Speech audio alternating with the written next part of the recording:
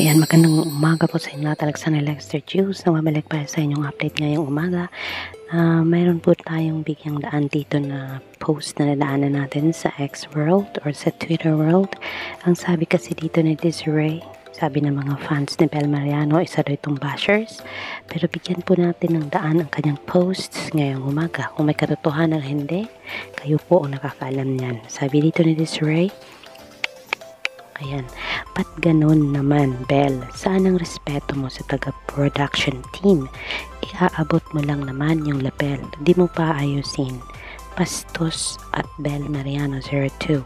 Sana mapagsabihan at Dreamscape Philippines, at Dwayne Stur, at Eric Chan Salute, at Rice Artist Philippines, and hashtag how to spot the red flag.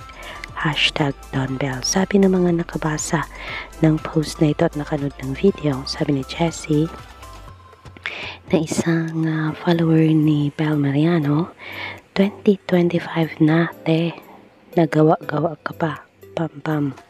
Sabi naman ni Razel Pasino Bay, gawa-gawa ng kwento pa rin sa 2025. Magbago ka na, huy. Sobrang bait kaya ni Bel sa personal.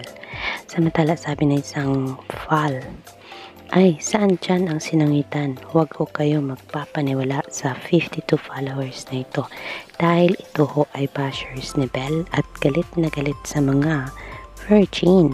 Sabi naman ni Desiree, naginit yata ang tenga. Sabi niya, sure ka na virgin pa siya? Ha ha ha. Well, mga kaibigan, sabi ni Charles dito, suyaon kay kang buang nga kaingit-pikit. So yun po ang mainiting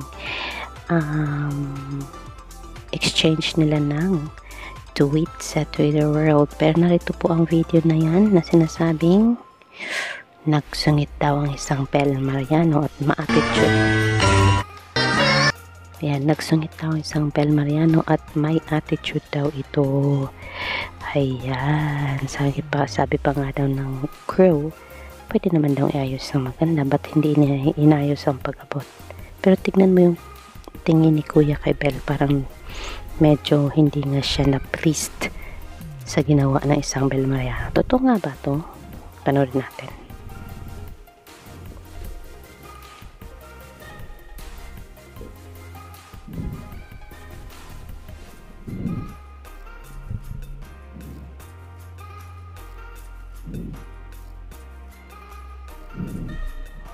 Yun.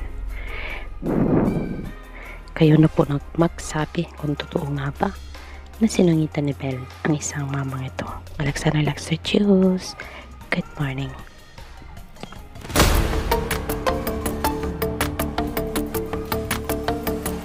Ano tingin ni Kuya kay Bel, parang medyo hindi na siya na-pleased sa ginawa na isang Bel Mariano. Totoo nga ba ito? Panood natin.